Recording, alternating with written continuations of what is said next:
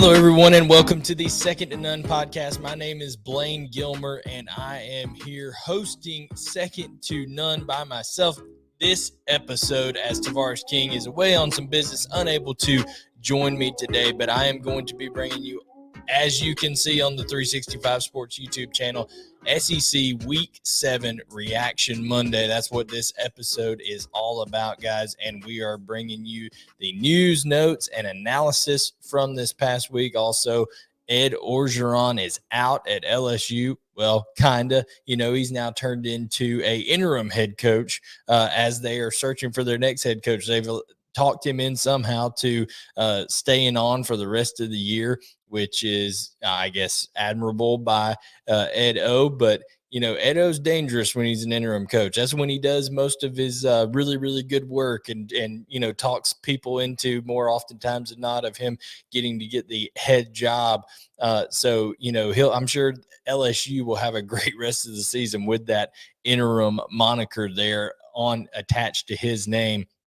So Ed Orgeron, why is he out at LSU? Well, the play on the field kind of speaks for itself, even though they did have a upset victory at home over the Florida Gators. And we will react to that here in just a minute, because there is so much to be said about that game, even more so about Dan Mullen, I think, in my opinion, than there is Ed Orgeron. So we will see what happens there when it comes to how the Florida Gator faithful feel going forward with Dan Mullen as their head coach, Todd Grantham as their defensive coordinator. We'll get into all of that. But one thing, guys, that you seem to be able to bet on each and every week now in college football, not only the SEC, but college football in general, is you're able to bet on there being some craziness, guys. And speaking of betting, if you want to put some extra action on games, you need to make sure you're doing so with Bet Online, guys. It's back, better than ever. All eyes are on the gridiron as teams are back for another football season. As always, Bet Online, your number one spot for all pro and college football action this season. They have a new updated website and interface, even more odds, props, and contests. Bet Online continues to be the number one source for everything football. As I'm recording this, the Braves are on over my shoulder here. If you're watching on 365 Sports YouTube channel, you can bet on baseball, all kinds of things, guys. So head on over to the website. Use your mobile device today to sign up, receive your 50% welcome bonus on your first deposit. Don't forget to use the promo code BLEAV, that's Believe, to receive your bonus from football, basketball, boxing, baseball, right to the Vegas casino games. Don't wait to take advantage of all the amazing offers available for the 2021 season. Bet Online is the fastest and easiest way to bet on all your favorite sports. Bet Online, where the game starts. So, like I said, you can bet on some craziness, and we are going to start here with the craziness that happened in Baton Rouge. Guys, when you look at it, you would have thought absolutely that, there was no way that LSU would be able to take care of the Florida Gators with all the injuries that they had. Kayshon Boutte is out for the year. Derek Stingley wasn't available in this game. Major Burns was out for their secondary. There was a lot of injuries. Ali Gay on top of already having lost other defensive linemen throughout the year. A lot of holes. There was all the craziness going on around Ed Orgeron. People were debating what was going to happen in that situation. And yet the Florida Gators, who were, I think, anywhere from 11 to 14 point favorite, depending on where you saw that spread at. I think the Bet Online had it at 11.5 at one point, may have crept up into 12. But when you talk about this, when it comes to Florida, they should have been able to control this ball game. But the fact that they're more worried about wearing, all orange uniforms and different things like that in this environment, and Dan Mullen's not able to have his team focused enough to stop an LSU running attack that hasn't done anything all year. And then finally they come to, a point where they rush for 300 something yards on Florida. over 300 yards rushing on Florida. I mean, 321 yards rushing against the Gators, against that Todd Grantham defense, 7.1 yards per carry. Guys, this is a team that has rushed in the 50, 60 yards total for games most of the year. And you don't just, and they've had offensive line issues as well, and you don't automatically just put that together. That is a culture problem of not being able to handle an early kickoff, not being able to adjust to what other teams are doing. And it is a problem for the Florida Gators. Dan Mullen obviously is going to stand by Grantham publicly in the post-game press conference as he did, but both quarterbacks for Florida gave this game away. You had 2 picks each in this game. Neither one of them really looked settled in. Anthony Richardson going on after the game saying, I'm a Florida Gator at the moment, right now type deal, then having to go back and apologize for it on social media later and kind of say, I was misunderstood, things like that. It is just not a good culture there in Florida. The Florida Gators are 4-6 since December 5th of 2020. And since that time, 2 of their Power 5 wins, their only 2 Power 5 wins come over Vandy and Tennessee. Vanderbilt is barely a Power 5 team. Tavares and I have repeatedly said they should be kicked out of the SEC, an embarrassment to the league. And those are the only teams that Florida has been able to take care of business, but Dan Mullen could probably go on and say, where you at, Coach Day? He could probably answer that question by saying, we had more total yardage than LSU, and that would probably make him feel better. That's how Dan Mullen kind of reacts to these situations. So Florida has some big issues going forward. I don't think Dan Mullen is long for that job. And Ed Orgeron, guys, the whole reason we were started talking about this was he's out now. Just too much. It's not just purely football, guys. 9-8 or whatever the record is over the last 2 years since they won the national championship. But who are we kidding? In large part, that's thanks to Joe Burrow. That's thanks to Joe Brady. That's thanks to Jefferson and Chase and Clyde Edwards-Helaire, all those playmakers that they had. It's not, Ed Orgeron was the captain of the ship at the time, sure, but not a great X's and O's guys. And then you add in the sexual harassment scandal, the Title IX deal, Darius Geis, the way he handled that situation, knowing about it and not doing anything about it really. Then, threatening to kill people on national live radio. Just too many infractions over and over combined with bad football that he's not able to get away from. They're going to part ways. So that kind of wraps up our coverage there of Florida and LSU. Guys, another game that occurred this weekend that I found interesting was Auburn taking care of Arkansas, beating them 38-23 in Little Rock over there. And guys, Bo Nix is playing the best that he's ever played before. He was impressive to me when he played at Georgia. There's just not enough around him to compete with Georgia right now. But Mike Bobo has been good for Bo Nix. Bo Nix still is using his athleticism. He made those crazy plays against LSU. He made some crazy plays against Georgia. But he's still able to have the freedom and the ingenuity, the creativity to use his legs and play that kind of backlot ball at times, but he's starting to get more and more comfortable with structured throws, both on design, moving of the pocket and inside the pocket as well.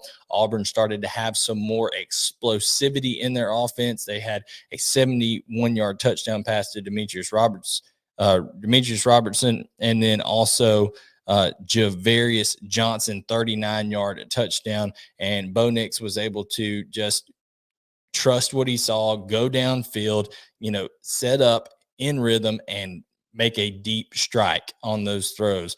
And, that it just takes accuracy and it takes confidence in your receivers. And he's starting to build it in some of those guys. So if Auburn has some receivers, start to step up and really make plays for this Mike Bobo offense, this Brian Harsin offense, I think Auburn is going to be a tough team to handle later in the year. Now, the concerns for Auburn is they give up 460 yards of total offense to an Arkansas team who struggled mightily against Georgia to get any kind of offense. And I know that you're saying, well, Georgia's defense. I'm just saying there's the gap. There's what that makes you wonder.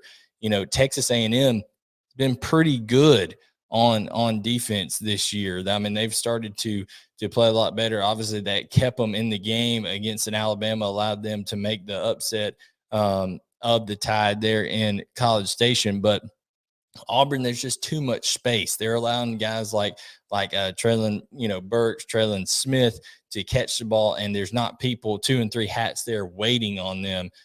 Speaking of Burks, guys, he is unbelievable for Arkansas. I really think he's going to be an excellent pro.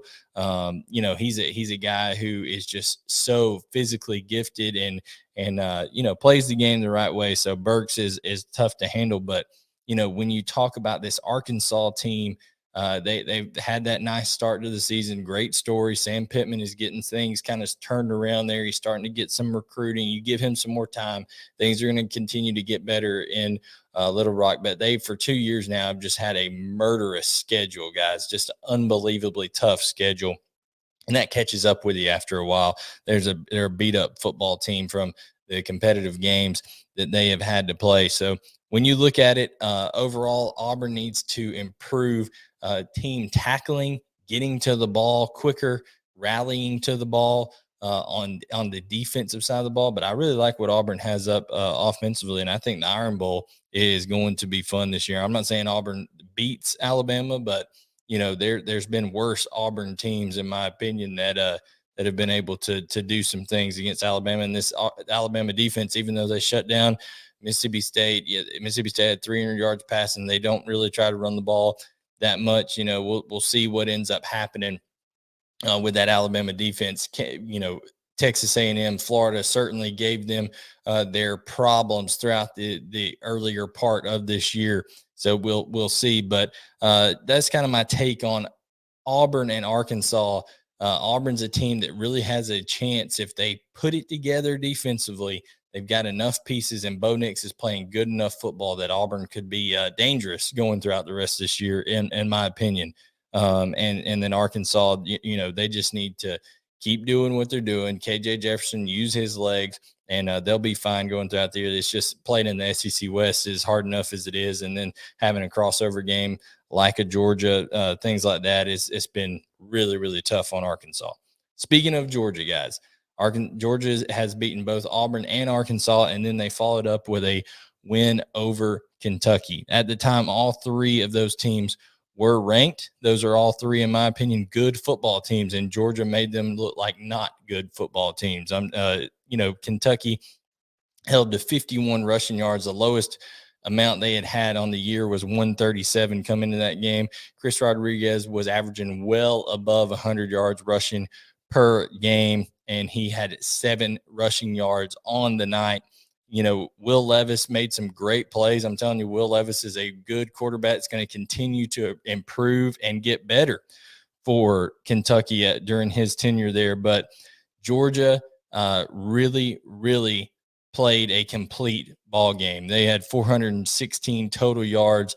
Every game, there's people like to rag on Georgia's offense, guys. Every game this year, except for the Arkansas game and the Clemson game, Georgia's had over 400 yards of offense. The Arkansas game is because they literally just took the air out of the ball and they were running it at will. They had 345 yards offense. The Clemson game, JT Daniels, now that we know he was hurt, had that lat injury, or back then it was an oblique injury. Then it's morphed into a lat injury and has allowed Stetson Bennett to come in and not only play but thrive. In my opinion, he was 14 of 20 for 250 yards passing and 3 touchdowns yesterday against Kentucky. He didn't force anything. Third down situations, nothing's there. He throws it out of bounds. He's matured a lot at the quarterback. And for people who say Georgia's offense isn't explosive enough, well, Alabama leads the SEC with 42 plays of over 20 yards or more this year. Georgia is second with 38 plays of 20 yards or more this year. They had 9 explosive plays against Kentucky. I think Kentucky had given up like 6 or 7 all year going into that contest. So Very impressive. Georgia is going to be getting George Pickens back. They're going to be getting Dominic Blaylock back. They're going to be getting Arian Smith back. I saw all three of those guys getting some extra work and, running around with each other before the game on Saturday. They have a bye week going into Florida. Florida, of course, it's a rivalry. Anything can happen, but I'm just telling you, if Florida is not able to stop the run any better than they did at 321 yards they gave up to LSU, it will be a painful game for Florida, because Florida's strength is running the football. Georgia's strength is stopping the run. If Florida is unable to stop Georgia's run, conversely, and Georgia's able to dominate time of possession, take long drives, put points on the board, and then Florida struggles to return the favor, it's going to get out of hand for Florida fairly quickly. Now, guys, speaking of things getting out of hand fairly quickly, the situation in Knoxville on Saturday evening got way out of hand. I'm not sure which one I'm more shocked with, the lack of awareness of the UT fans not seeming to know that they really had a chance to still win that ball game, or subsequently the lack of awareness of Joe Milton on that third down with no time left virtually, and he runs the ball out of bounds. I've not seen a situation like that since Reggie Ball back in the Georgia Tech rivalries back in the late 90s, early 2000s, whenever that was, where Reggie Ball on fourth down just sails the ball out of bounds, throws it away when they had to have it. And I don't know what Joe Milton was thinking. It's clear why Hendon Hooker is the starter for this team. He's so consistent. Now, Hendon Hooker went off with a injury at the end of this game. It's unclear exactly what happened to Hendon Hooker. You hope it's nothing too significant, because the young man is playing some absolutely great football right now. He is so consistent for Josh Heupel, and really is that rudder that they needed to get this thing going right. He's good for anywhere from 220 to 240 yards passing every time he goes out there. He added 100 yards with his legs against Ole Miss. I will say both defenses surprised me. They stepped up and played a little bit more aggressively, a little bit more sure and soundly than I expected from these two offenses, quite frankly. From these two defenses, quite frankly. The 82-point over, I didn't see it being a problem. I was like, these guys are both going to get 40-something points. I thought it would be a just unbelievably high-scoring ball game. But it all gets overshadowed by the Tennessee fan base just acting just like absolute fools, throwing stuff onto the field, throwing stuff at the Ole Miss sideline, hitting Lane Kiffin with a golf ball.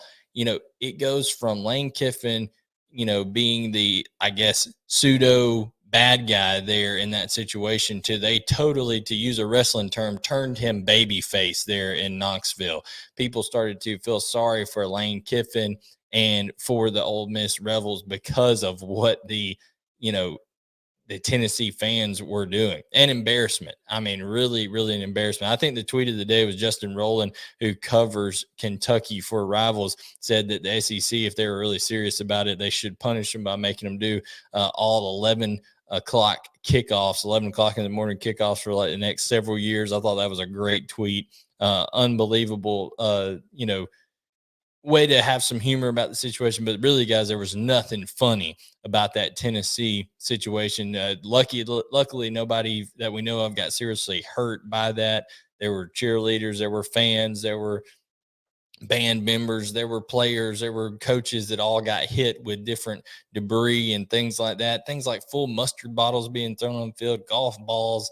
I mean, you name it. It was all being thrown onto the field, and that's just a dangerous situation anytime that happens. So the SEC is going to bring down some repercussions on that. But in terms of Tennessee, they only allowed 279 yards rushing. Well, 195 of those yards came to the legs of Matt Corral. Matt Corral is a bona fide Heisman candidate, guys. 195 yards rushing, well over 200 passing. He balled out. He played great, but that's encouraging for Tennessee, because when you go to this next matchup, they didn't hardly give up any rushing yards to the running backs. It was all at the quarterback position, that extra player that's kind of unaccounted for at times by defenses. And then when you talk about that Bryce Young in Alabama, I'm nowhere in the realm of getting ready to put in a prediction for that game or say that Tennessee's going to beat Alabama, especially on the road and stuff like that. But what I will say is Bryce Young is nowhere near as athletic as Matt Corral in terms of being a runner first type player. He is not going to take off and burn you. I think a 15-yard run this past week was his longest run of the year. He's nowhere near as physical as Matt Corral is when he runs the football either. So I'm going to say that Tennessee's defense has a better matchup against Alabama and their run game and their quarterback run situation than they did against Ole Miss. Now, can Tennessee move the ball, especially if Hendon Hooker is hurt? We'll see what the situation is there. We'll have full previews of that, guys, coming up later this week. So make sure that you subscribe, turn on notifications, and that you're subscribing on Apple Podcasts, Spotify, Google Podcasts, wherever you listen. Second to None. TK will be back with me for our Wednesday episode as we're going to break down Alabama, Tennessee. We're going to break down LSU, Ole Miss. It's going to be some fun stuff. We really appreciate a lot of recruiting stuff going on. We'll touch on some recruiting, some potential flips coming up, especially University of Georgia. Guys, they are not only are they the number one team in the country this year, but they are working on building an unbelievable recruiting class that could end up being the Kirby Smart's fourth number one recruiting class in the last 5 years. So we will see what happens with all that. We'll talk some recruiting. We'll talk some previews. We'll talk the top players of the past week, everything. But guys, the reaction Monday episode is now complete. We've kind of talked about all the highlights here. Hope you enjoyed it. I hope that you'll give us a review on either Apple Podcasts, Spotify, Google Podcasts. Hit the like button on here. Like I said, subscribe, and I will catch you next time with my partner, Tavares King, next time on the Second to None podcast.